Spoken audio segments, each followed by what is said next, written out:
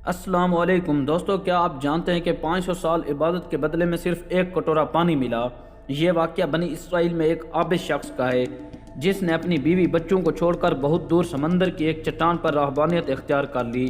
شریعت محمدی صلی اللہ علیہ وآلہ وسلم میں راہبانیت اختیار کرنا جائز نہیں، مگر سابقہ امتوں پر جائز تھا۔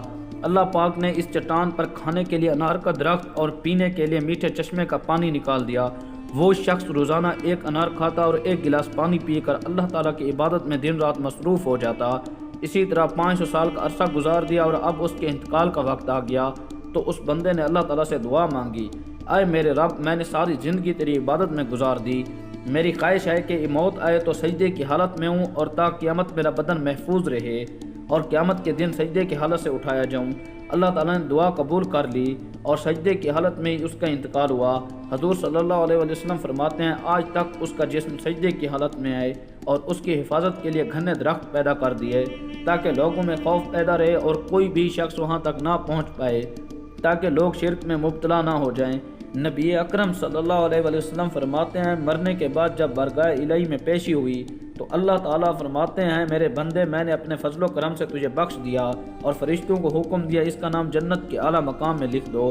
اس عابد کے دل میں خیال پیدا ہوا کہ میں نے اپنی ساری زندگی رہبانیت اور عبادت میں وقف کر دی، یہاں تک کہ بیوی بچوں کو چھوڑ دیا، اور آج اللہ تعالیٰ فرماتے ہیں، میں نے تجھے اپنے فضل سے بخش دیا تو میری وہ ساری زندگی کی عبادت بیکار گئی۔ اللہ تعالیٰ دلوں کے حال خوب جاننے والے ہیں۔ اللہ تعالیٰ نے فرشتوں کو حکم دیا، اسے جنت کی بجائے جہنم کی طرف لے جاؤ، جہنم میں داخل مت کرنا بلکہ 500 میل کے فاصلے پر رکھنا جہاں اسے جہنم کی صرف تپش محسوس ہو۔ فرشتوں نے حکم کی تعمیل کرتے ہوئے اسے وہاں پہنچا دیا۔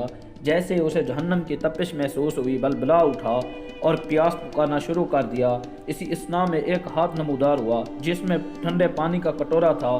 یہ شخص دوڑا اور کہا، اللہ کے بندے، پانی مجھے دے دو، پیاس کی شدت نے میرا برا حال کر دیا۔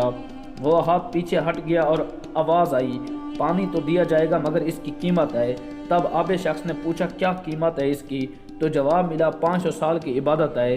عابد نے کہا، میرے پاس 500 سال کی عبادت ہے جو بالکل خالص ہے، وہ لے لو اور پانی مجھے دے دو۔ پانی پینے کے بعد جب کچھ جان آئی تو اللہ تعالیٰ نے فرشتوں کو حکم دیا، اس کو واپس لاؤ۔ اللہ رب العزت نے فرمایا، اے میرے بندے، 500 سال کی عبادت تو نے پانی کے ایک کٹورے کے بدلے میں دے دی، لیکن دنیا میں 500 سال زندہ رہا، جہاں تو نے عبادت کی وہاں پانی کا چشمہ نکال دیا اور انار کا درخت اگا دیا، اس کے علاوہ سننے کے لیے کان دیے، دیکھنے کے لیے آنکھیں دیں اور بھی بہت سی نعمتیں عطا کی، ان سب کا حساب دے۔ ان کے بدلے میں اب تیرے پاس کیا ہے؟ تم جو نماز پڑھتے، روزہ رکھتے اور عبادت کرتے، ان سب کے لیے تجھے صحت، طاقت اور ہمت بخشی، یہ سب ہماری مہربانی سے ہوا۔ تیرے پاس اپنا کیا ہے جو تو ان سب کا حساب دے سکے؟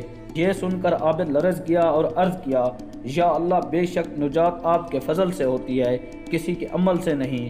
عمل کی تو یہ قدر و قیمت ہے کہ 500 سال کی عبادت کے بدلے میں صرف ایک کٹورا پانی پی لے۔